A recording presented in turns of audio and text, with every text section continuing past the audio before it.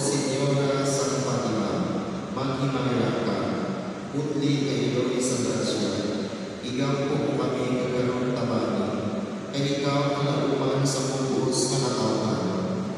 Maghimaya ka, o iloy sa kalistanan, nagkatanis kami sa amang malaog na nabuhatan, ang amang malapit na kasintasan.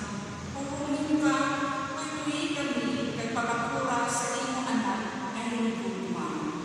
O Señora San Fatima, maghimaya ka, putli kayo sa grasya, igaw po kami kagaroon tabani, kay ikaw kalauman sa bubos na natawan. O iloy sa bukos na katawan, tuloy kay pabalik ka ang pasya. Ako maglimong kalibutan, kag ang imong kasintasan maghari sa tanan.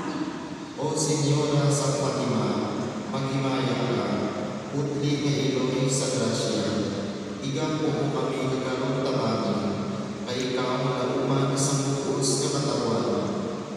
Para sa intensyon sa Santo Papa na pinagsubong sa bulan sa Mayo, ang iyan na pagmamamulo sa ato ng mga religyoso pagpiliusa at sa iyang mga seminarista.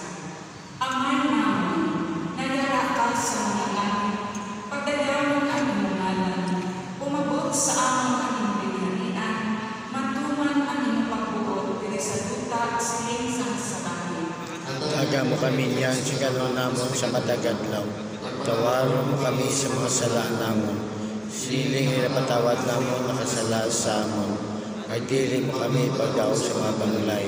Pinanurason mo kami sa kalawang namin. Maghimaya ka, Maria, puno ka sa grasya, ang Ginoo dara sa iyo.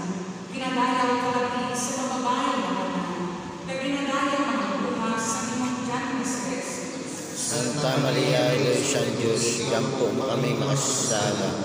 Yan sa oras sa amon kamatay. Amen. Himaya sa Amay, at sa Anak, at sa Espiritu Santo. Sining sa Siguran sa karon sa gihapon sa mga tuig na tanan. Amen. Sa ngalan sa Ama,